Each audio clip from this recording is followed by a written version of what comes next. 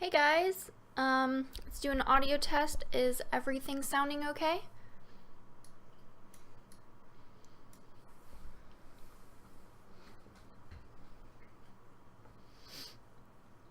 And I did not know what happened, but it's not letting me see the normal live chat, so I'm not going to, hopefully I'm not going to miss any comments.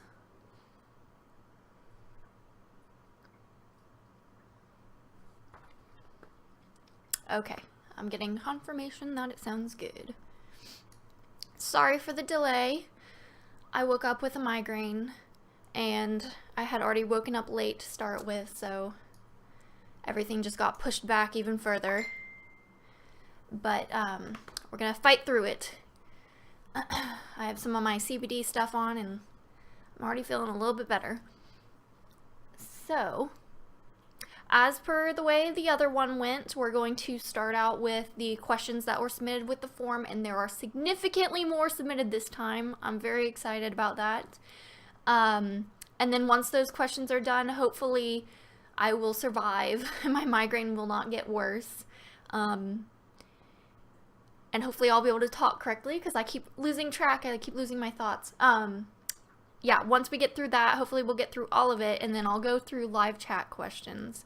And hopefully the stream will stay live, because when I first submitted it to start the intro page, it just was acting kind of weird. So message me or something if I'm talking to no one and it cuts out the stream, because it does that sometimes.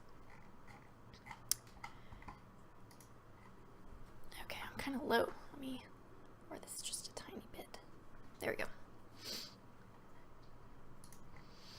Okay. So, first question was actually a question that was asked last time, but it had already been asked, so I saved it so I could mention it again in this one. And it was a question about, they would like to know more about terpenes and how they affect the body. So, for those that don't know, generally when you have I'll say a full spectrum product, like the Charlotte's Web, hemp oils, or the Bluebird's botanicals, like Complete, or any of those full spectrum products, generally you have your cannabinoids in it, which is the CBD is the majority, but you will also have maybe some CBN, maybe some leftover CBG, and also just regular CBG that hasn't been converted, and a little bit of the THC. But you also have, with the cannabinoids, terpenes. And terpenes are not exclusive to cannabis, and in our place, the hemp plant version of cannabis, they're not exclusive to that. They're kind of like a lot of people call them the scent molecules of the plants in general, and so you can find them in other things. So I'll pull out a terpene that I know of. So there's limonene. Limonene is a terpene. I use this one as an example a lot. It is found in cannabis, but there's a lot more terpenes found in lemons. And the name kind of lends to that, limonene, lemons. But it's also found in some other citrus fruits.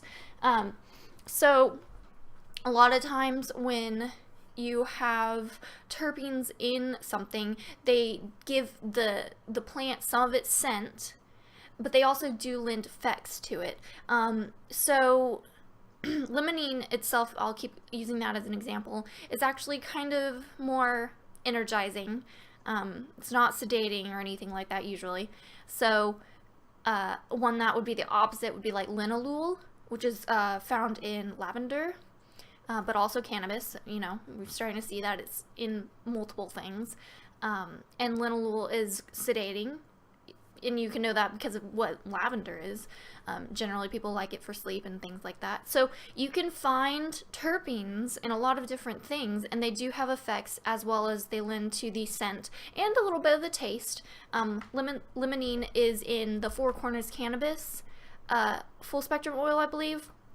They add a little bit extra in there, and it does taste kind of like citrusy. You can taste it.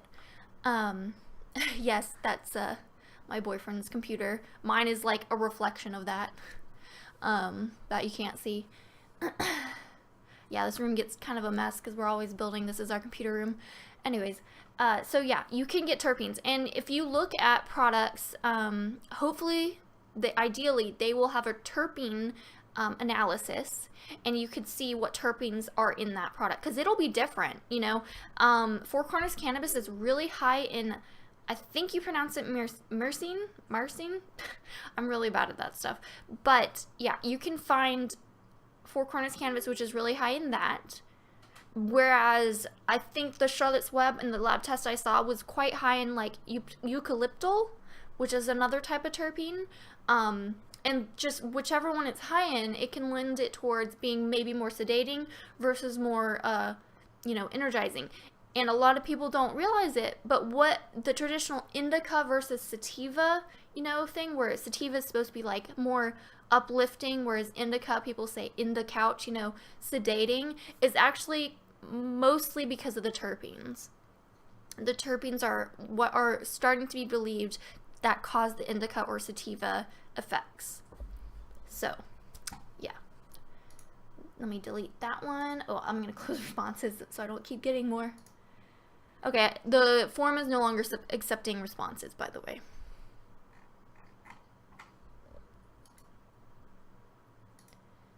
Okay. I'm gonna save some of these because it says there are 41 right now. And I did ask that you try to refrain. Yeah, the sync might be off, sorry. I don't know quite how to fix it. We'll see if it catches up. If not, we can restart the stream. But anyways, I was trying to ask that people refrain from the medical questions. I got a lot of questions last time about like cancer and things like that, and I'm not really equipped to answer those questions. I can direct you towards research studies and whatnot, and maybe if there's certain symptoms like you need help for sleep or otherwise, it's, you know, I can try that, but I'm gonna refrain from those right now. So I'm not gonna delete them, I'm gonna save them, but we'll maybe come back to that. And see, it's like, can you use CBD while on blood thinners? That's something like I should probably not answer that. So what I will say is look up CBD interactions with medications. There are lists online. And I can tell you that it usually has to do with the P450 group of enzymes in the liver. And you can see if there's reactions with those. Also look up whether or not CBD is a blood thinner. I've actually heard it either way. I think it leans toward being a blood thinner itself, but double check that.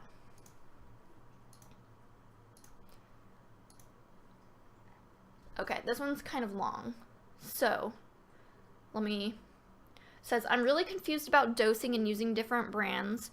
I started off using Bluebird Classic and Complete at night with fairly good results. There's a hair stuck to me. And then before I ran out, I started using Sample Pack from Lazarus, which seemed to help with pain, but I have been waking up in the middle of the night. I used the same milligram I had worked up to, about 15 milligrams, so I went back to Bluebird, same dose, and I had to cut back dose on that in half, and the Classic seemed to clear up my pain better than before. So maybe I just really needed a smaller dose. Seems like I don't get consistent results even if I stay on one brand, but I've only been using it about a month. Okay, so this is actually kind of actually common. It depends on the person, but what I've noticed is that generally when you start on CBD, usually you start low dose, right? And you gradually build up. So let's say in my experience, I started at like 5 milligrams a day and I built up to 50 milligrams over a month. Once I was at that 50 milligram dose for a few weeks after that, I did have to move back down. I did. So having to go reverse back down to a different, milligrams after a while actually isn't that, bad. I mean, it's saving you money, so I wouldn't really be upset about that, right? But, yeah, don't be worried if you keep having to adjust. There will be a point where you just learn on a day-to-day basis whether or not you need your regular dose or if you just need a little bit less. I started to learn that I could stay at that 50 milligram a day, but I would have to skip days. So one day I would take the 50 milligrams, the next day maybe I wouldn't take anything unless I had a migraine, and then I would take an extra dose. So, yeah.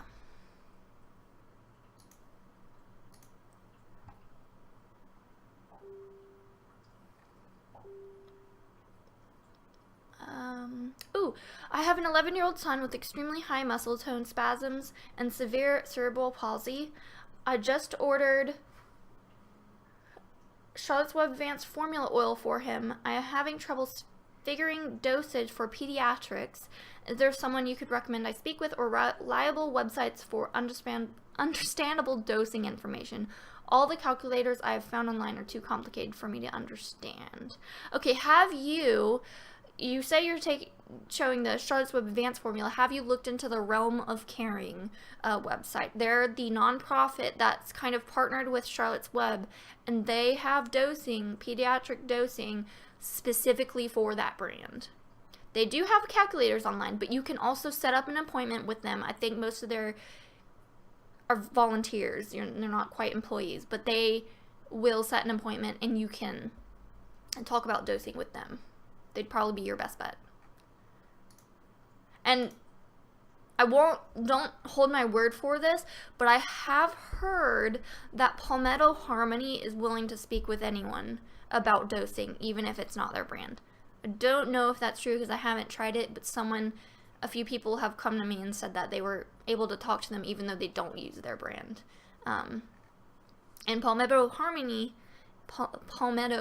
if I remember correctly, was developed for children too. I think if you read the backstory of why they started that company, you can learn about that on their website.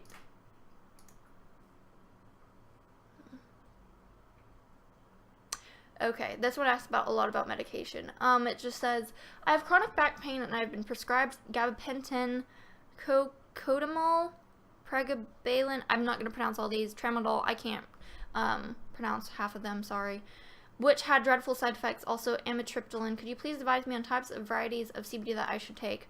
I'm assuming you're asking me for your back pain. Like I said, medical questions, but any of the ones in our pin posts are good. Look for something maybe that has more anti-inflammatory effects in it. Research the terpenes that are high as anti-inflammatories. So examples of that would be the beta-carotene, I think that's how you say that.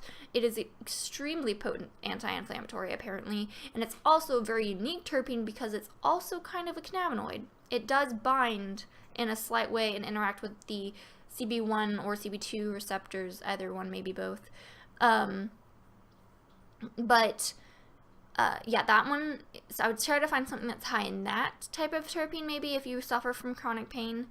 The myrcene terpene is also supposed to be really good for pain. I have heard that one will make you maybe a little bit sleepy. However, the one that is fitting both of these for the beta-carotene, I don't know, guys. I'm really realizing just now I've never actually heard anyone say some of these terpenes out loud except for myself. The one oil that matches both of those is the Four Corners cannabis. It's highest in myrcene, and then it has a moderately high amount of the beta-carotene, and it kind of has some limonene in there. They added some extra, so it might cancel out the sedating effect that the myrcene might have in it.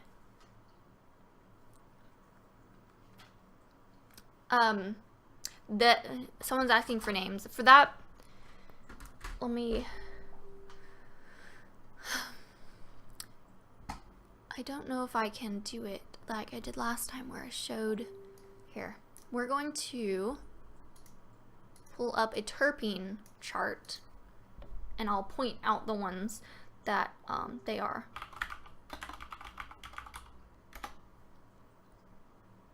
so that you can understand, because that, like I said, I butchered it and I don't expect you to Google that the way I said it. So let me see if I can find it. Okay. I'm showing a company website, not affiliated with them at all, but they have a ton of terpenes on their website, and it's just a really good example. So, one second. Let me transition. Okay, we have a web page, and my face is really big on it. Anyways, so this is the True Terpene website. It is just, you know, you can buy terpenes on it. Oh, one thing I will mention, these are food grade terpenes. They're not derived from cannabis, and there is a few people who get iffy about that. It is expensive to buy cannabis derived terpenes. It's very expensive because, like I said earlier, while cannabis may have some limonene, lemons are a significantly more cost-effective source to get them from. On paper, it should not matter. As long as they've been extracted properly and equally, terpenes are terpenes. So, let's just look at some of these, and I'll show you the names of the ones I was pointing out. Okay. Let me go to the isolates version, which is just the sole terpenes. So, beta-caryophyllene. It was this one. That is how you spell it. You can Google that. Hopefully my face is not in the way. Let me move down. There we go. That is the one that is kind of, it's a terpene, but it also is kind of a cannabinoid. It's very interesting. Four Corners Cannabis does have some of that. If I remember correctly, Bluebirds had some of it. So that's one I would, you know. And yeah, Cindy seems to have written it down, but we'll go through it again. The other one, hopefully they have it on here. Ooh, beta pinene is also good. Beta and alpha pinene. I do like these, but my favorite is the beta caryophyllene. Let me see if I can find it. This one. This is the one that Four Corners Cannabis seems to be highest in. Are terpenes only for vaping? No. They're, you know, added into everything, generally, unless it's an isolate. If it's a terpsolate, that means it has terpenes and isolate. So you can take those products and ingest them. You can vape them. You can just use them in an oil under your tongue. Terpenes should be treated the same as essential oils. They must be diluted. So, just putting that out there. Here's the other one. This is the one that is supposed to be really good for pain. It's anti-inflammatory. It is high in the Four Corners Cannabis one. I know I keep saying that. I'm losing track because my head hurts. Sorry. Let me see if there's any others I could point out. There's the limonene. I'm not going to worry about it because it's not the focus of what I was talking about. But you can see that, yes, it is a terpene. Here's the linalool. Humulene might be a good one to look for. Did I scroll past eucalyptol? Yeah, this is the one that, Charlotte's Web, we're taking this with a grain of salt because I did not do this lab test, and it's not a lab test from Charlotte's Web. It was something that somebody supposedly sent in their own bottle. They could have lied. However, the cannabinoid content matched exactly with what Charlotte's Web had advertised for their Plus bottle. So we're gonna assume, which is a dangerous thing to do, but we're going to assume that that is what it had. So the lab test showed eucalyptol. It showed, these are in alphabetical order. Yes, okay. Showed eucalyptol. It showed terpenylene. It showed some beta-caryophyllene. It did have some of that, if I remember correctly. And then it showed one of these C ones. I think maybe it was camphene. I'm actually maybe not seeing it on here. The other one it was in small amounts. But yeah. So if you look at those, it can kind of blend. Charlotte's Web is advertised as the strain itself was for being like, it was a sativa, but it's mostly like a hybrid that leans towards sativa apparently. But y'all, I really don't generally pay much attention to the indica versus sativa labels. If you do some research on that, people, experts that are breeding these plants don't really believe in them anymore. Apparently most things are sativa. Or indica, I think, actually. Maybe? I might have gotten backwards. Oh, I just see that my stream disconnected and is reconnecting. There we go. Okay. Sorry about that, guys. I told you technical difficulties popping up today. Anyways, let's get back to this. Okay. So, moving on. And I know people are asking questions in the chat. Like I said, we'll try to get to that after. If I can survive that long. But this is why use the form, because they get priority. Can CBD cause night sweats when you know hormones aren't a factor? Can it be part of herxing? Maybe. I do, I generally don't believe in detoxes, but herxing is something that is actually a thing apparently. Night sweats, possibly. It could be a side effect, if that makes sense, to where is terpene just flavoring, or does it actually have medical purposes? It's more than flavoring. They do lend effects. Some are anti-inflammatory, some are sedating, some are energizing, so on and so forth. So, night sweats would be one of the things where I haven't heard much of that happening, but I'm very cautious to ever say it's not possible and not the cause. It could be part of the herxing, where your body's finally realizing that it's time to, it's starting to work properly again in certain, because the endocannabinoid system is a lot like a communication system, and it allows your body to effectively work, in harmony without sounding too cheesy. So if you do some research on the endocannabinoid system, you start to realize why it might work for a lot of things, why it seems to help different conditions. It's not, I'm very cautious to always call anything like a miracle cure. It's not, it's never, that's very risky of a word to use. But you start to understand why people think it might be, or why they think that it works for everything, and you should try it no matter what your problem is. Because of the way the endocannabinoid system works, you realize why there might be at least some truth to that.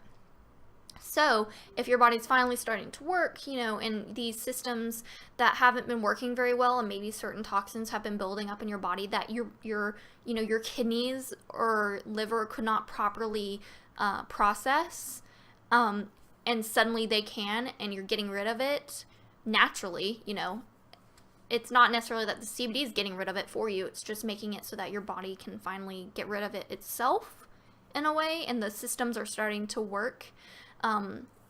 Some people, the herxing is where some people report an initial feeling of ickiness or maybe night sweats because, suddenly it's just everything is flushing out or something like that. I'm trying to not sound super cheesy when I say that, because generally I do not believe in detoxes at all. What is the best way to make sure it's going to work for me? I have tried 4 brands now at times. It felt like maybe it was helping, but then not so much. So not sure if maybe I was having a good day or if the oil was really working. I think the most I was taking was about 20 to 30 milligram a day. Should I start fresh again and start slow and go back to that or even higher? I just want to be a success with this stuff like I see everyone else claiming. Thank you. You do say you were taking maybe 20 to 30 milligram a day, but I would suggest that you start over and start low and download dosing log that we have in our files section. It allows you to fill out every single day exactly how you were feeling, the time you took your dose, how you felt after your dose, your relief that you got, anything like that.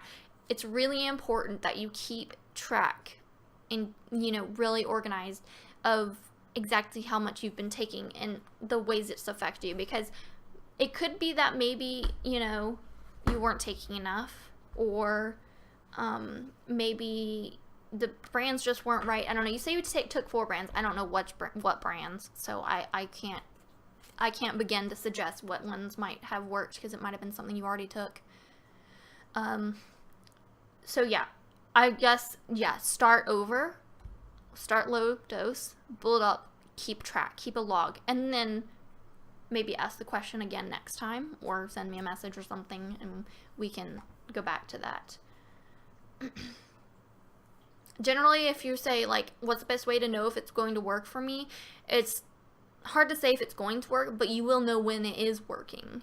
And usually it's when you miss your dose for the first time, and then suddenly you're like, wow, I feel really bad, and then you realize this is how you had been feeling as your normal before you took the CBD, and then you take it again and you're like, oh yeah, okay, it works. This makes sense now. What is a correct ratio of PG to VG to add to isolate for vaping? Okay, yeah, generally I see 40% PG to 60% VG. That is what I see as the general. You cannot do 100% VG with isolate. It just won't dissolve. So you do need the PG. I've seen some people push the limit with 20% PG, 80% VG. But I would try the 40-60. 60 being the VG, 40 being the PG. Add it to the PG first, then add in your VG.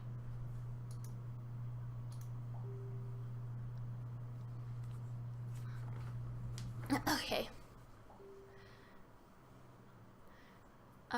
Is it safe to take CBD oil alongside other meds? My mom takes several meds for PMR and low blood pressure. Sorry, migraine, cannot talk. I have just ordered her some oil for pain relief, but want to check it will not interact badly with her medication. Is there somewhere I can check? Yeah, you can check online. There are websites that specifically talk about drug interactions with CBD and cannabis in general. It usually has to do with, like I said, the P450 group of enzymes.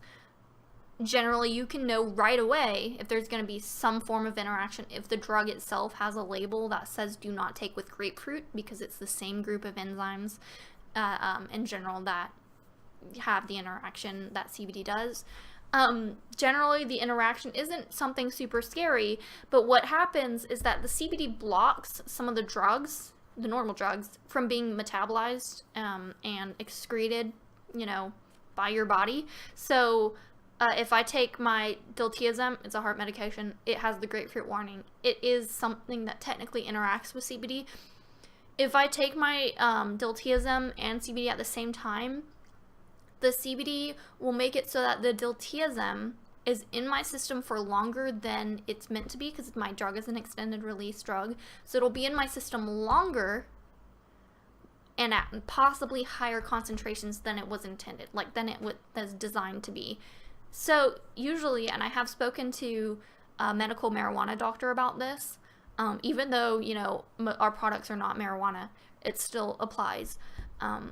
He said that he's actually never really seen an interaction, but if people do notice one, personally, he notes that they just change their dosage, usually of the actual drug, not the CBD, believe it or not.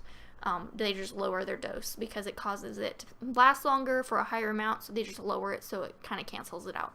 Don't take my word on that, obviously. Not a doctor. Talk to your doctor. Maybe they know some information about that, or go online and read about it.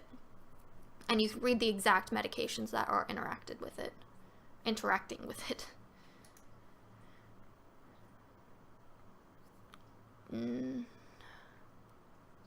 Okay, this one's a long one.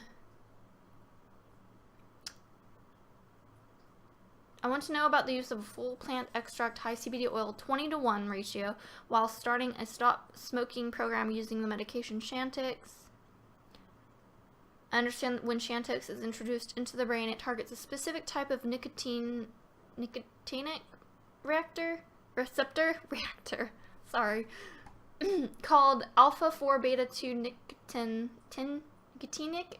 I've never seen that word before. That's interesting. I'm assuming it's not a mistake because it's typed twice. It docks with these receptors, triggering a release of dopamine in the same way nicotine would, though not quite as much, knowing that CBD also interacts with receptors in the brain. Can you tell me if he is doing something that is going to be contradictive?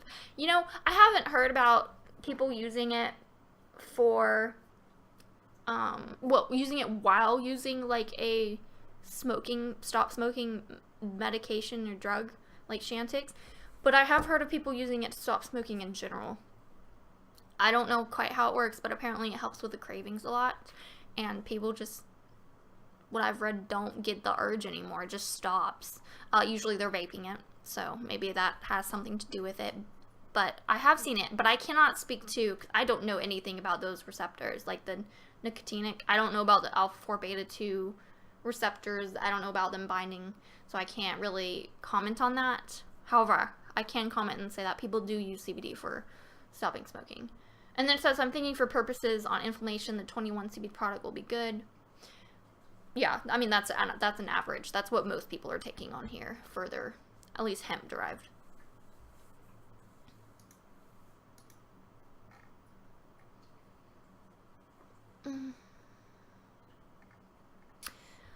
This one's another medical question, but it's asking about topicals for, I'm assuming just the facial pain. Topicals are okay. I was asked recently, you know, why do topicals work if transdermal is so much better? You do have CB1 and CB2 receptors in your skin. You know, they're all over your body, these receptors that the cannabinoids either interact with or bind to, because CBD itself doesn't actually bind to the receptor in quite the same way as like THC would or other cannabinoids, but it does interact with them. So, yeah, you have receptors in your skin, and that's why topicals do have an impact, but not as big of an impact as the transdermal. Since the receptors are in your skin, they interact there, but they only interact in that spot once it's applied.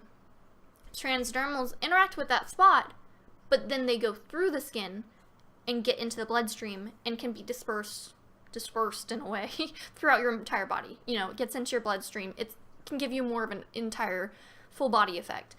So I would say yes, a topical might work. I really like the, what's it called? Receptra Naturals topical.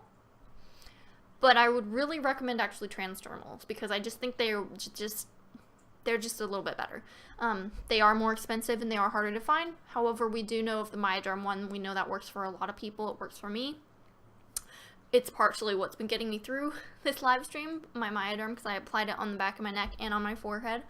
And it probably brought the pain down from like a 5 or 6 to, I'm about a 2 right now. I can function at a 2.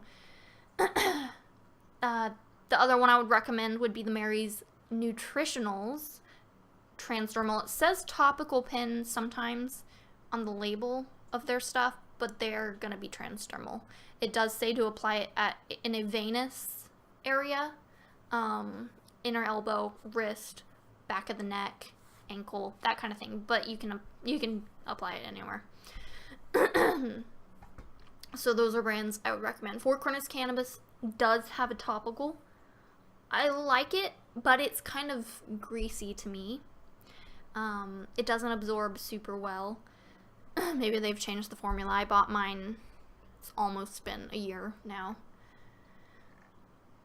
Oh, and the Charlotte's Web came out with a topical. It's supposed to be really good. It's supposed to be better than the gel pen they had, apparently.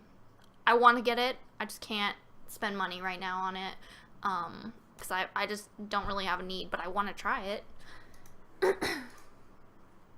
I haven't seen anybody who's tried the Charlotte's Web on our group. Has anybody tried that? I'd be really curious to know what you think. This one, I have no idea how to answer this. It says, does CBD oil help reduce hepatitis C in patients who have a genotype 1A? I can't help you. Sorry, I feel really bad when I get a question I really can't answer. I can't. you can Google that and find research articles. That would be your best bet. I have not heard anything personally about whether or not that helps. We can, you can check Project CBD. They are kind of the leading guys on resources about CBD research studies, under guidance and then conditions. Maybe there's something under there. I don't know, you'll have to check. Excuse me. Sorry, my phone is buzzing. I just saw, sorry, it's okay. Someone's apologizing for asking a medical question in the chat. It's okay. Maybe I already answered it.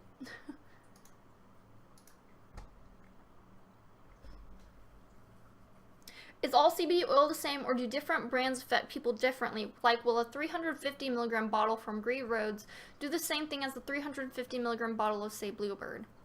Excellent question. No, they do not all act the same.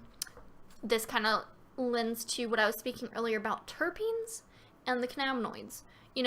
The 350 milligram generally stands for the CBD, right?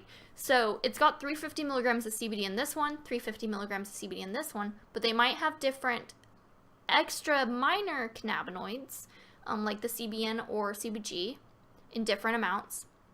And they might have differing amounts of terpenes. This one might have more linalool, while this one might have more limonene, and might be different. So yeah, they can be different. And that's why it's really important to look at lab tests. I know we just say pick one, but if you really want to set yourself up for success, look at the lab tests first. Research the terpenes and the cannabinoids, other than the CBD. You're going to get the CBD, it says, but, and that's going to do a lot of the work. But the synergy of them all working together is really important. So you'll be set up for success if you say, oh, okay, I need something that is really good for sleep. I know CBN is really good for sleep. I know linalool is really good for sleep. I'm going to try to find an oil that has higher amounts of those than other oils. And there you go. Does vaping really work as well as I've heard? Yeah, I mean, it is one of the higher bioavailability methods, meaning how much CBD, because when you consume CBD, you're not getting 100% of that CBD into your system. It's just, it doesn't happen. You lose some of it. So, like, sublingual is in the 20 to 30% bioavailability range. Vaping, I believe, is in the 30 to 40% range. So it's higher. And it immediately goes into your bloodstream. Immediately. So you'll get the effects like that, So it's really good for abortive relief, like with migraines. Depending on what type of product you have, if it's sorry, I just hit my webcam. Depending on the strain, like, I'm going to want something anti-inflammatory most likely for migraines, so I chose something that maybe has the beta-carotene in it, and I vape that. It's supposed to affect me immediately, and you can feel it. There's no psychoactive effects for the CBD portion. This doesn't apply if you're having marijuana, of course, but these are not marijuana that I'm generally talking about. You feel it in the fact, because it's so sudden, it kind of just, like, jerks you back into your normal state if you're anxious. Like, I can be really anxious and take my CBD or like vape my CBD concentrate, and then suddenly I'm anxious, and so you feel that change, but you don't feel actually like a psychoactive effect, because CBD does not interact with the CB1 receptors in your brain that cause the psychoactive effect. So yeah, I wouldn't really recommend vaping as a preventative. It can get quite expensive. They tend to be more expensive products, and you have to do it all the time. Vaping does not last very long. While sublingual can last maybe 6 to 8, maybe 12 hours, vaping will maybe like 3 to 4 hours for how long it'll stay in your system. That you'll feel it, at least. I'm brand new to CBD oil products. What products do you recommend for severe joint pain? The Myoderm, the transdermal, you apply it on where your joints hurt. I've given it to like every member of my family and they've all fallen like head over heels in love with that stuff. It just works, guys. For a lot of people. I'm sorry if it didn't work for you, but if it didn't, maybe you're not taking enough. I cannot use 1 pump of the regular. It just doesn't do anything. I have to use at least like 2 to 3 to 4 pumps. Other than that, try, if your joint pain is caused by maybe inflammation, look for the anti-inflammatory terpenes in a oil to use preventatively.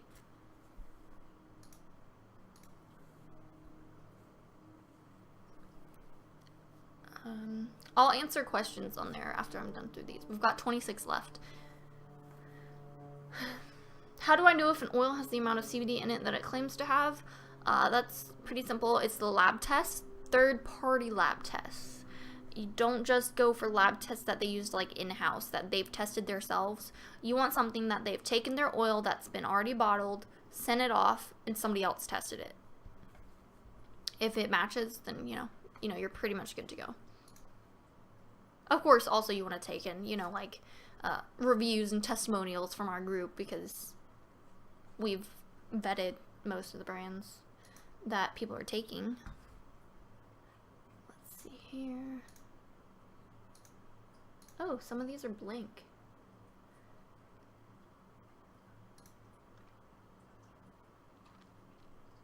Can you explain the different products of CBD, how they work, what products work for what kind of problems? I'm assuming you're asking about the methods, like topicals versus sublingual versus capsules versus gummies and vaping. I'm assuming that's more what the question is asking for. I'll start at the low end, because I'll go from low bioavailability to higher bioavailability, meaning high bioavailability meaning that as much CBD as you put in, you get the most out of it, I guess, if that makes sense.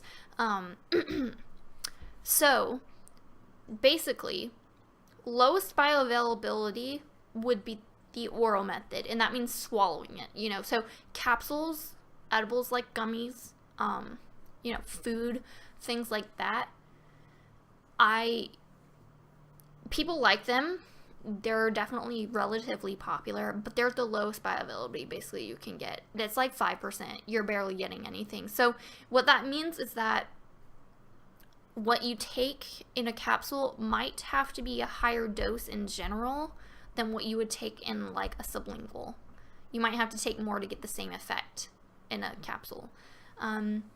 Capsules, typically once they do kick in, they last longer than some of the other methods, but it takes longer to kick in, and of course, like I said, you might have to take more. But they are quite popular. They're easy, to take. Gummies are tasty. People like them. After that would be the sublingual.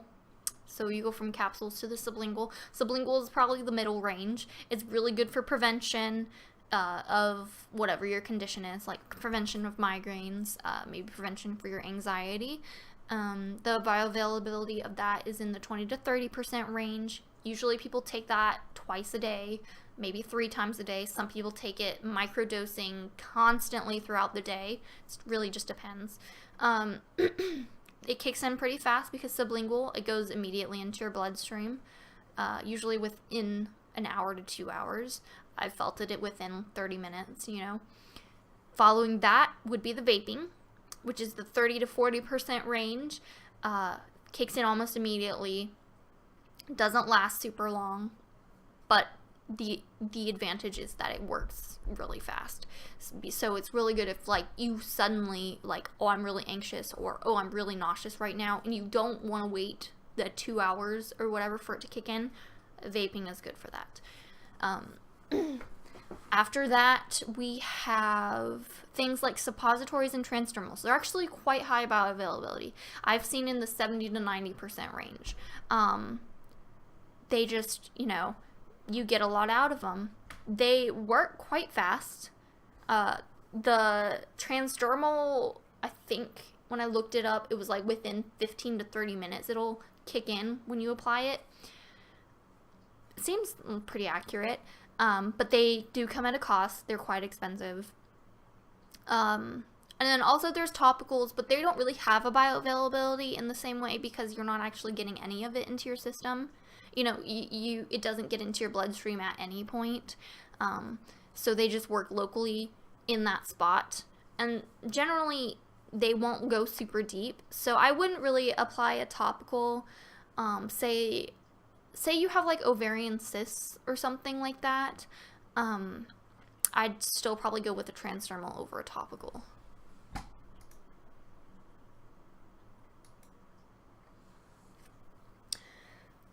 Ooh. What products work best for migraine and what dosage do you recommend?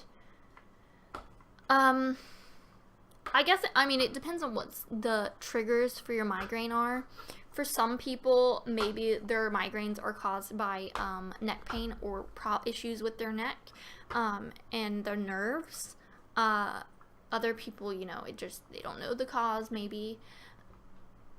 Charlotte's Web is really a favorite among the migraine community. Haley's Hope a little bit. Some of the brands that were specifically developed for seizures and epilepsy seem to be popular. I do like Charlotte's Web. I'm not taking it currently, but I really like it. Dosage you would recommend? Oh, I will say sublingual oils also, just in general. Preventative, using it twice a day, 3 times a day, is probably the best bet to stop and like prevent migraines from occurring. CBD seems to be relatively effective at aborting migraines, but it's not as effective at, you know, as compared to preventing it. CBD is definitely stronger at preventing migraines. What dosage I recommend? See, I always say start low and slow and low dose. Still applies here. I started for my migraines at 5 milligrams, and then over the course of a month, I built up to 50. And once I hit the 50 milligrams, it's when I noticed the significant impact in my migraines. You know, I was getting like a week free of migraines. Previously, I was daily.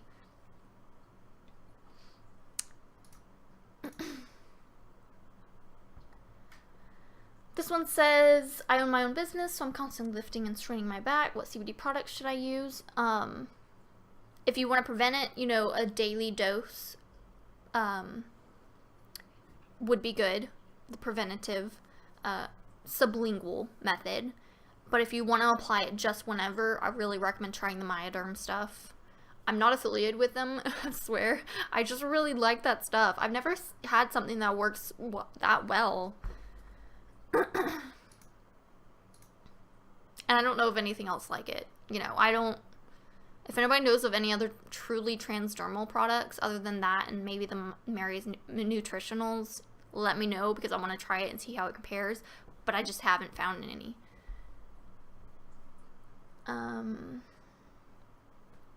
I bought samples of a topical and have very sensitive skin. Does it cause rashes or hives on some people? I mean, maybe the ingredients, you know, if you're allergic to something in it, generally in an average person, you know, it should be fine. But if you're allergic to an ingredient and they're sensitive, then yeah, I guess it could cause a rash. You need to check the ingredients. CBD itself generally does not. It usually helps. I just received my first bottles of oil, 30 milliliter, and was told to take a full dropper full per dose 3 times a day. Each dropper contains about 1 milliliter, so a total of 3 milliliters per day. I have read a lot on this form that says to start with 3 to 4 drops per dose for 90 seconds, and a full dropper full is around 36 drops. And they told me to hold for 10 to 15 seconds, which I know is wrong. Are they just trying to sell me more product? I know to start slow and build, so where should I start? Okay, I was reading that and my brain was slowly catching up, so let me try different. So yes, the 10 to 15 seconds is quite short. That is true. I would say at least try to do a minute. The thing I don't know is how much milligrams per drop or in general your dose is, so I cannot say you know, whether or not they're lying to you or just trying to sell you more. You know, 30 milliliters is average size bottle. 1 milliliter per dropper, that is accurate, usually average. If it's a low dose, 3 milliliters a day, you know, 1 milliliter, 1 milliliter, 1 milliliter 3 times a day. That sounds about right. That would be, you know, generally what the lower dose Charlotte's Web and stuff would be taken. It would be taken that way. So maybe, but I need to know the milligram content.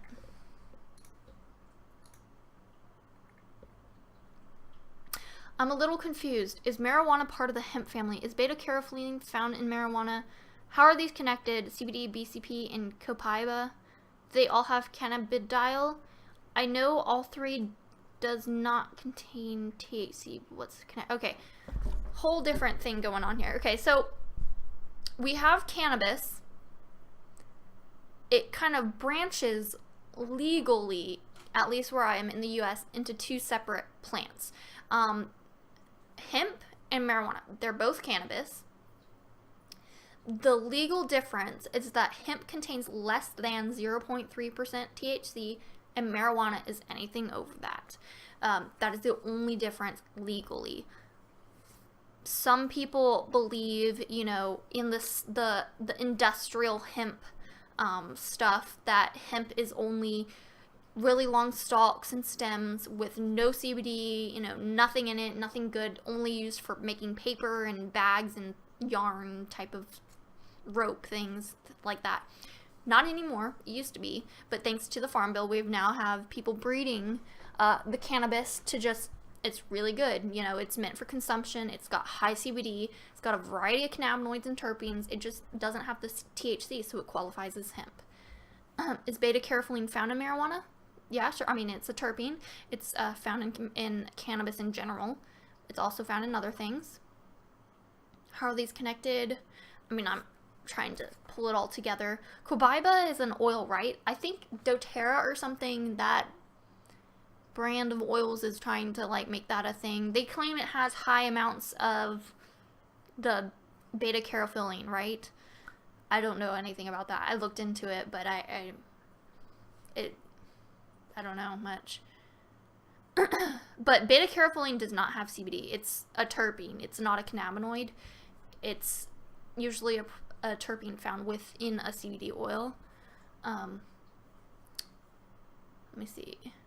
All 3 does not contain THC. Remember that hemp can have some THC. It can't have over 0.3%, but it still can have some. So if you're worried about drug testing, be aware of that. If you're worried about drug testing, isolate products are your best bet. Okay, another note question. Can you tell the difference between full spectrum and isolate CBD oils? We have an excellent article that I just finished writing that should be up on our website. I think Brian posted a notice about it. It explains the difference between full spectrum and isolate, so you can search that, but I will do a brief difference. Isolates are just CBD. There are different purities of isolates. Usually it'll be 99.9+% pure, meaning it'll have no discernible amount of THC in it, but you can find ones that are like 99.5% pure that have a minuscule amount. But generally, isolates stand for just CBD. It doesn't have terpenes. It doesn't have any other cannabinoids. It is just CBD. Excuse me. Full spectrum oils are the opposite. It doesn't have just CBD.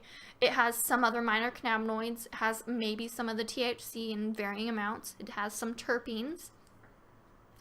So drug testing is a concern with full spectrum oils. And then you also have, I know it wasn't asked, but terpsalates, which are isolates infused with some terpenes.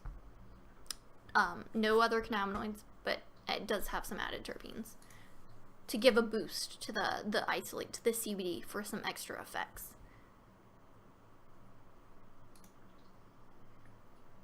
Okay, this one's really long. I'm going to save this for the last one. Is hemp oil the same as CBD oil? I can buy hemp oil at the health food store. What's the difference? I'm new at this. Whoop. Yes and no. It can be the same, and it can also be different. We also wrote an article for this on our website that you can read, and should be pretty easy to find if you just go to the website and use the search function and go like hemp oil versus CBD oil. There's an article on there. It has examples of the differences, explains it really well. But thank you. Brian just posted it. I'm going to let you guys read that instead, because I've got a lot of questions to go through still. But the base difference is it can be the same, but it can also be different. What you don't want definitely is hemp seed oil. That has no CBD in it unless it's the carrier oil in a CBD oil product.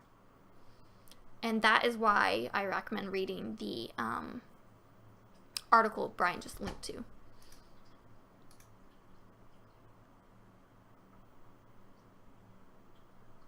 I guess I want to know I am getting a good product. The market is so high right now. I am in Illinois and I paid $125 for 2,500 milligrams. CBD distillery seems like a lot. Well, if you're paying $125 for 2,500 milligrams, that's, you know, pretty good. It's relatively inexpensive. CBD distillery is pretty cheap. There are cheaper, but it's still pretty cheap by the standards of what the industry is at. Ideally, we will see prices go down even more, but it's just not, you know, there yet.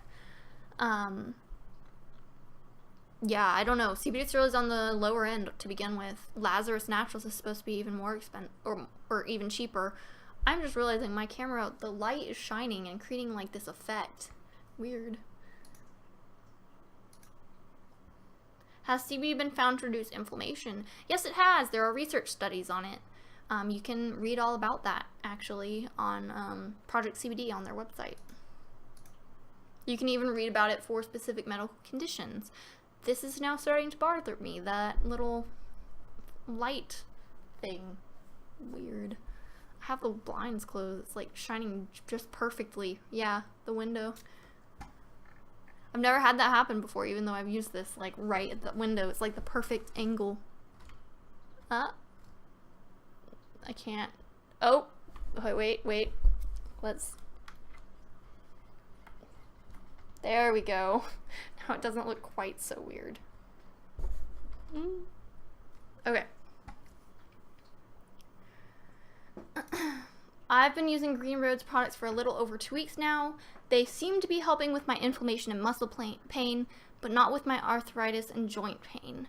My doctor's nurse told me she uses Charlotte's Web. I'm praying the doctor doesn't take me off my pain meds if it shows up on my monthly drug screen on the 16th. Has anyone had issues with drug screen being positive for THC while using product that says no THC? You know, I've heard anecdotal reports of that happening, but it's really hard to tell what the actual circumstances were. You know, have they used a product with THC? Maybe they used it a few weeks ago and it's still technically some THC is in their system and they tested positive. Maybe they were using a topical THC and accidentally got some into a cut and they got some THC in their body, because topicals will not generally, you know, they shouldn't test positive on a drug test. It's really hard to discern like what went into them possibly testing positive. But I will say, has anyone had issues with drug test screen being positive for THC while using a product that says no THC? Make sure that when it says no THC, it's the truth. I generally don't want to call it a brand, but HempWorks says they have no THC, and you go look at their lab test and it has THC in it. You know, it does. It's not no THC. I don't know. There's no laws against what they're doing, so they're not technically breaking a law. It's false advertising, I guess.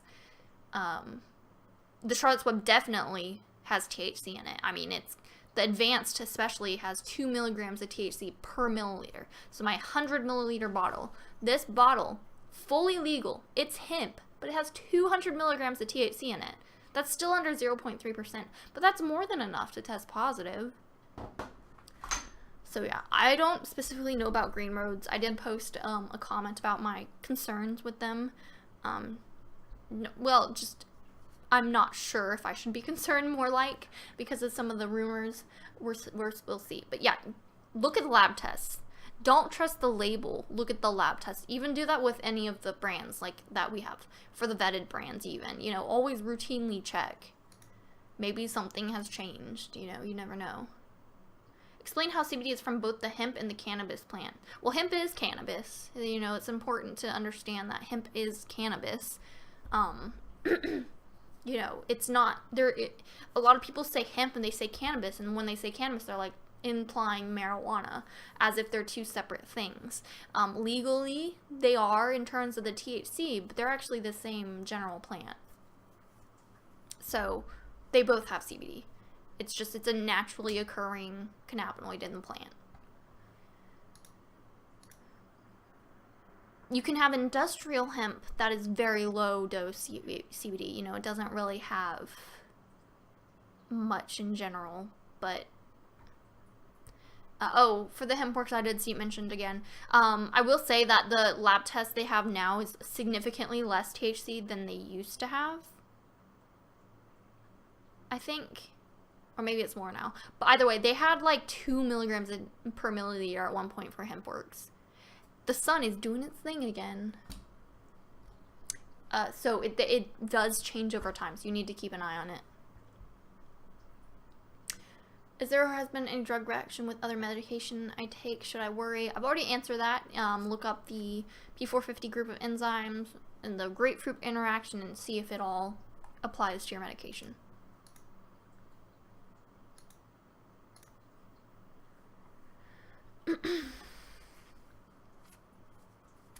Okay. I just started vaping Highland FX CBD vape oil, 10 milliliter bottle with 500 milligrams of CBD. Highland said 1 drop is about 1 milligram of CBD. How many drops are okay to use to get relief? I am not sure the best dose. Prior to this, I was doing Charlotte Web every day advanced, 30 milliliter, and doing about 8 drops. So you're using the vape oil. Are you planning on using it sublingually? Or are you using it to actually vape it? That would be my question. If you're using it sublingually, I mean, I don't know if you're that one. They say it's okay to use sublingually. Amy, okay, I'm using that. So you're actually vaping it? Just vape, okay. You're not going to dose by drops when you vape. Unless you're mixing it, I guess. Are you mixing it with another vape product, or are you just using it standalone?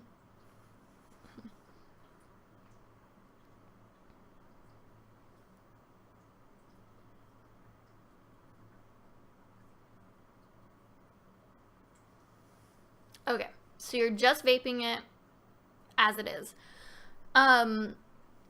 Yeah, generally you're just gonna take that and fill up the entire bottle. You're like, so let's say you have, where'd my stuff go?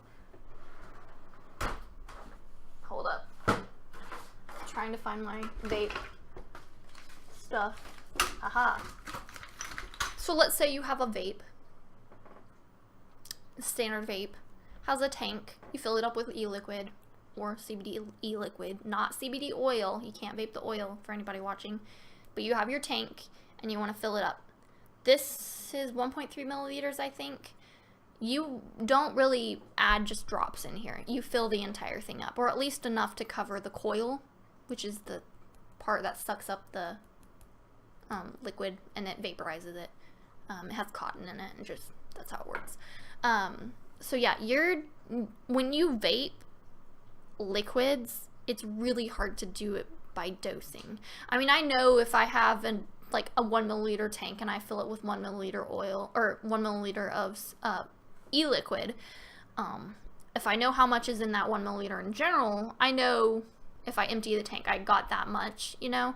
But if you're just, you know, you cannot dose per puff because there's so much that goes into it. The temperature that goes into it, how long you do the puff, just all these things go into how much CBD you're actually getting. So you can't really dose in the same way you would sublingual. So really just fill up the tank, use it. You'll feel if it works. If it doesn't work, use some more. You can do it like right away. You just use it until it works. So there is really no maximum. If you're like sucking on it and you notice it never works, it just never works and it's not right for you. I thought vaping was very detrimental to your health. Oh, no. I mean, there are vaping things that are bad for you, but in general, the standard VG only or slight PG to VG mixes or terpene, you know, without any bases is quite safe. The things about popcorn lung, it doesn't apply here. That had to do with other things, you know, if you're using CBD specific e-liquids or concentrates and you're vaporizing those, it really you can't get much vape safer inhaling it.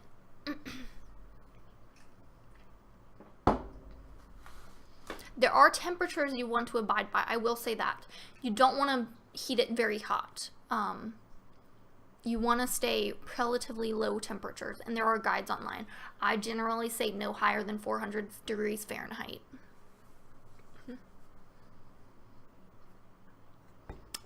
Definitely never vape oils, and what that means is, you know, I have my Charlotte's Web oil. It's literally hemp extract in a carrier oil. This one is coconut oil.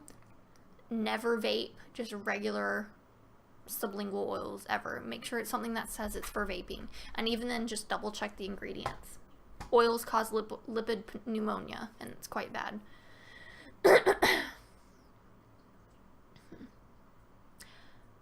Is it legal for me to retail CBD in South Carolina? I saw a country map on this subject of the legality of cannabis by U.S. jurisdiction from, I think that says Wikipedia, and it says it is illegal to sell and must be recommended by a doctor.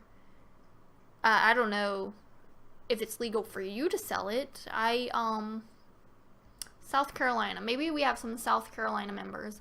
As far as my knowledge, there are no companies that are not shipping or selling to South Carolina. I mean, I'm pretty positive there are stores in South Carolina right now that have Charlotte's Web on the walls that you can just walk in and buy it. Laws are changing, as we've seen with the Indiana stuff, and now I think Illinois, they're having some spats over it, but generally, if you're in the US, you can get hemp at least. You know, it might mean that marijuana-derived CBD is not legal. Hemp is generally it's generally excluded from that. Like, I'm in Texas, right? And CBD derived from marijuana, we do have a law where that is not allowed, but I can get the hemp stuff. There's a shop like right down my street that sells it.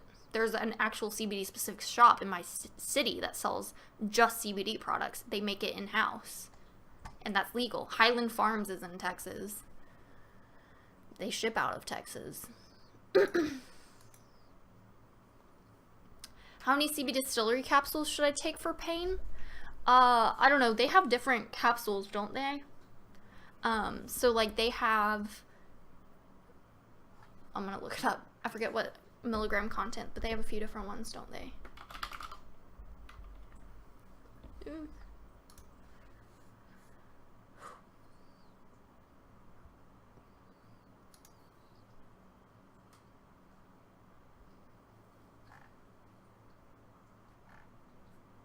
Yeah, and I've seen a lot of it, like in Indiana, they removed it from the shelves, and then they had it tested, and they were like, uh-oh, we messed up, and they put it back on the shelves. So a lot of these states are just messing up. Okay, so there's a 25 milligram capsule, they have a 30 milligram, 30 milligram, 30. Okay, you're saying you used the 30. Like I said, bioavailability of capsules is quite low. It's in the 5% range. You really just have to try. With capsules, you know, it's the 30 milligram. You can't go lower than that. You're not really going to be able to break the capsule open and get an accurate split. I would just start with one a day. You know, then in a few days, maybe try 2 a day. 1 morning, 1 evening. Then in a few days, try, you know, excuse me, I keep hiccuping. 2 in the morning and 2 in the evening. Just build up. Start at the lowest you possibly can and then gradually increase. The worst thing you can do is just take too much and just be wasting money, basically, because it's maybe you don't need that much. What is a good dose to maintain your regimen? It just depends. I mean, it depends on you. I really can't recommend specifically for you. Like, I was taking 50 milligrams a day, but to maintain, I can take now around 25 to 30 milligrams. Some days I don't take any at all, and I still feel okay. Some people have to take hundreds of milligrams. I know people on here who are taking like 5 milligrams a day, and it works for them. You really just have to start low, build up, see how you're doing. Maybe if you're doing fine, you can lower it a little again, see if that changes anything. Best for soft tissue pain. The topicals, maybe. You know, the transdermals, the Myoderm. Okay, here's the really long one. This one has a lot, so I'm just going to read it myself first and see if I can answer it, and then see if I can read it out loud.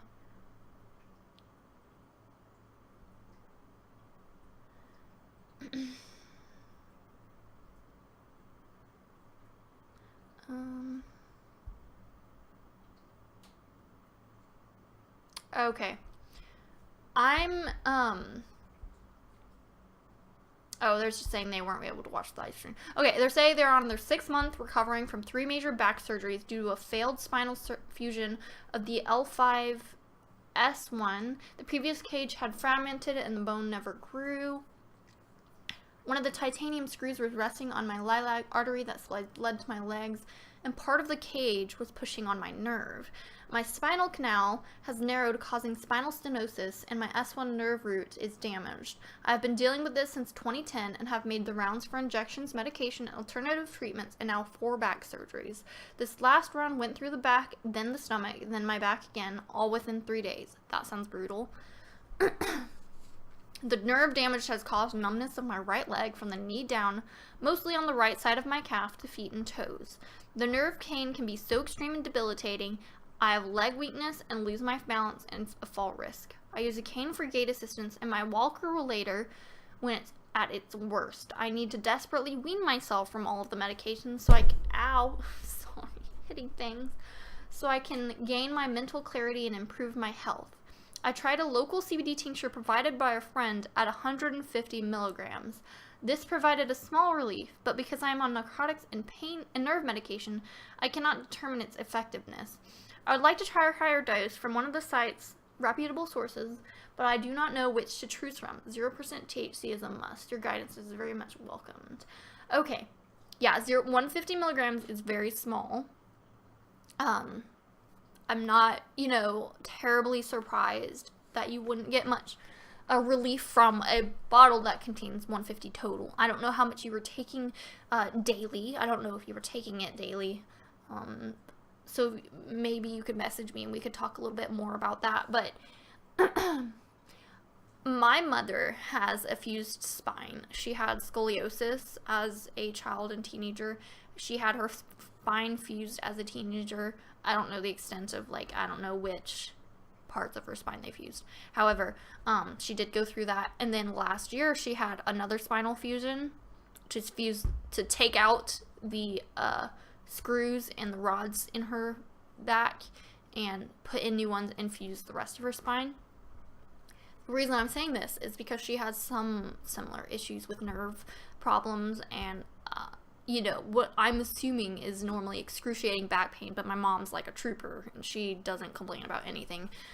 So I don't know the extent of her actual pain that she experiences on a day-to-day basis. But I do know that it is quite painful. And what she's been really liking is the Myoderm applied onto her spine. She does find some relief from Apothecana topical, the extra strength cream. So those two she found some help with. The Apothecana kind of numbs the skin, while the Myoderm seemed to really remove a lot of the nerve tingly feelings, I think she stated that. She tried the Receptra, and it worked a little bit, but not nearly as well as the other two. Let me think. She has not tried the sublingual, though, yet, because she does worry about drug testing. Yeah, with that, if you say you need 0% THC, you're going to be stuck with the isolates. So Generally, they're not quite as good as the full spectrum stuff, and it seems like your condition is quite severe, and I'm not gonna, I'm not a doctor, so I can't specifically suggest something, but isolate is generally isolate. Not excluding terpsilate, isolate is isolate. CBD is CBD. If it's just on its own, it's just on its own. As long as it's been extracted the same way, no matter where you get it, it's going to be the same thing. So what I would suggest is grabbing an isolate from a good brand that is safe on their solvents. So Phytodab, CBD Distilleries generally are good brands for isolate. I would take that isolate, take a carrier oil, whatever carrier oil you're okay with, olive oil, grapeseed oil, hemp seed oil, coconut oil, or MCT oil. Dissolve the isolate. It's a crystalline powder. It's just like a fine powder. It comes in a little jar. I have similar jars right here. It'll probably come in a little jar like this, about 1,000 milligrams. You would take that powder, dissolve it into a dropper bottle full of oil, usually 15 or 30 milliliters, and that's your sublingual oil. That's what you would have. I would start with that. It will have, no THC, but it won't have the synergistic effect of the other cannabinoids, but at least it'll be worth a try. I would start low dose, like with everybody else, and build up. The thing with isolate is there's a narrow therapeutic dosing range. With full spectrum products, generally the range is wider. So like 10 to 25 milligrams, I might work anywhere in there. It might work for me. But with isolate, I might need like 15 to 20, and that's it. Like I can't have any more or any less. So you really have to low dose, slow. Keep a dosing log. We have one in our file section, and gradually build up. So yeah, I would try that isolate. There are some brands that make their own, like Hemptation, Johnny Apple CBD, but it's going to be cheapest for you to just buy the powder, buy some oil, just mix them together. It's really, you're not heating anything really. You can put the dropper bottle in a hot water bath, which is just like close the bottle, sit it in some hot water, and it helps it dissolve. But there's nothing like complicated really about it. So yeah, I would get that, and then I would try one of the transdermals. I think I would try the Myoderm. Try it on your spine or wherever it hurts. You might find it works quite well. Hopefully. I really hope you can find something that works.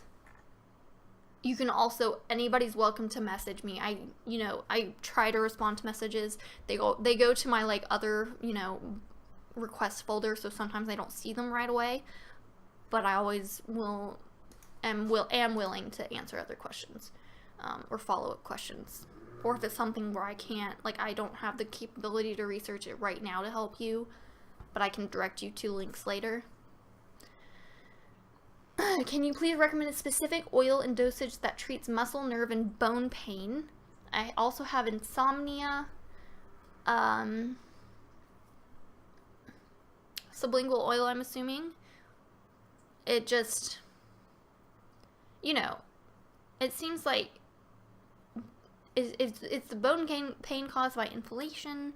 It says insomnia.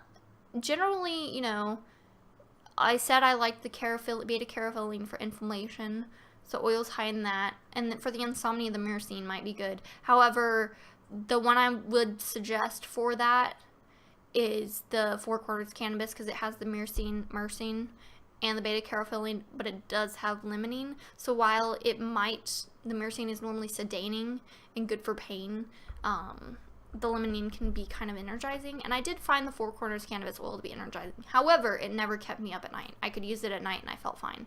It just gave me very clear energy when I wanted it. It's like some of these oils, I find them energizing, but I also find them sedating. And what that means for me is that it just makes me able to sleep when I want to sleep and able to work when I want to work. It just makes it to where I can go either way.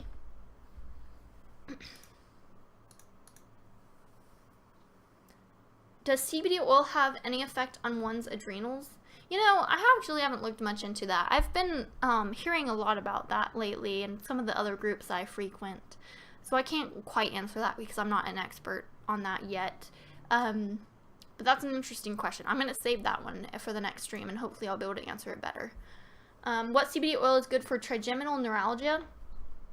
I specifically heard for trigeminal neuralgia that Charlotte's Web is actually really good. I don't know if anybody of you have seen the BuzzFeed documentary that their like editor or somebody has trigeminal neuralgia, and they went through like all these products, and Charlotte's Web turned out to be the best.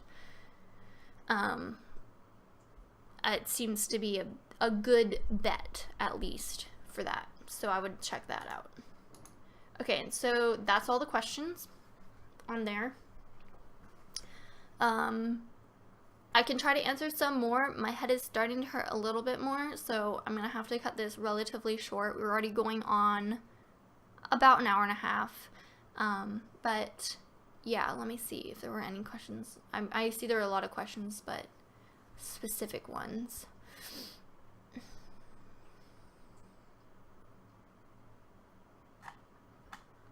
Okay, it's doing that same thing where I can't scroll back to see the entire history. So if you ask something in the early, I literally cannot access it to see it.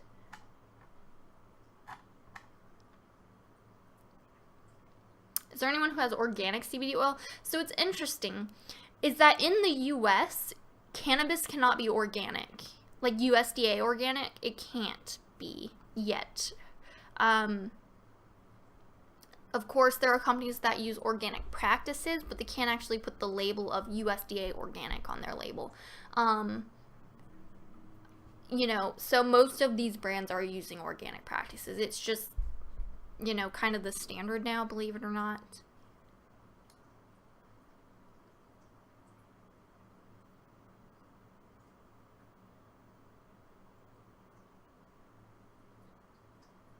You get itchy eyes and runny nose when you take Lazarus. High potency. It could be the carrier oil. They have carrier oils, right? There's some of the brands that don't actually use quite the same type of carrier oils. I answered that. How much terpenes should we add to our CBD? Check out dilution charts, but it's usually, honestly, for an entire bottle, no more than like 2 to 3 drops. And for like a tank of vape, it's no more than like 1 to 2 drops. It's really not much. It needs to be quite diluted. Are you familiar with Terpene Botanicals? Yeah, actually I am. I've been looking at their stuff. I don't know if I can vet them yet. Like, I don't know if they're completely safe, but I've been hearing good things.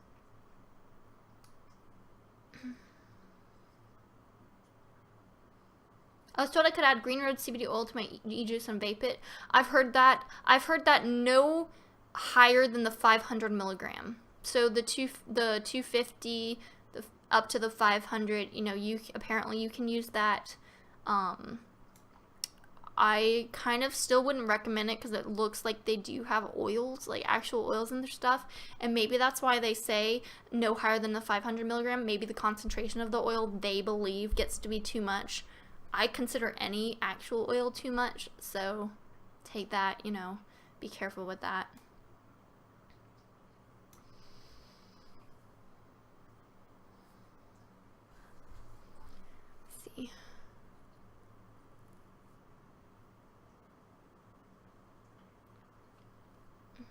What is a good ratio of CBD to CBN? You know, so the thing with CBN is derived from degraded THC. So with hemp products, we're not allowed a lot of THC, so you're not going to get a lot of CBN in general. The good news is that studies show that it takes very little CBN to have any effect. So I've seen stuff with like 1.5 milligram in the entire bottle. I've seen stuff with like 0.6 milligram in the entire bottle. You really just have to judge. But generally, for the hemp products, CBD is going to be significant amounts, whereas the CBN, CBC, and CBG are going to be minor constituents.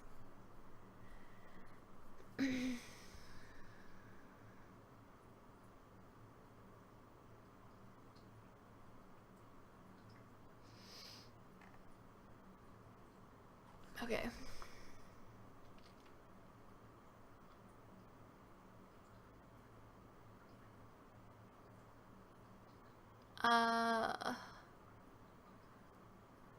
Whew, yeah, I'm starting to feel so nauseous. My head's hurting. I have like the